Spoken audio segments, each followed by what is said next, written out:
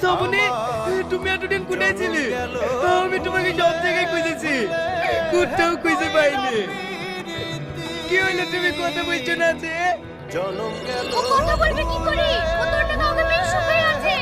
আজ তোমার লেগে আমার ছেলে জীবনটা নষ্ট হয়ে গেল।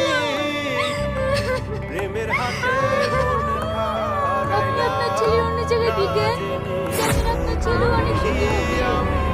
তা তো দেবই, তার আগে তুই বল আমার ছেলের জীবন নিয়ে খেলা করলি কেন? আব্বা, তুমি ওকে কিছু বলো না, ওর সুখে আমার সুখ। শ্রাবণী, তোমার কাছে আমার একটাই প্রশ্ন, আমি তোমার কাছে কি অন্যায় করেছি যে সেদিন তুমি রেজিস্টার অফিসে আসলে না? কি হলো, চুপ করে দাঁড়িয়ে থাকলা যে? প্রশ্নের উত্তর দাও। সেদিন আমি রেজিস্ট্রি অফিসে আসিনি কেন? এই দেখো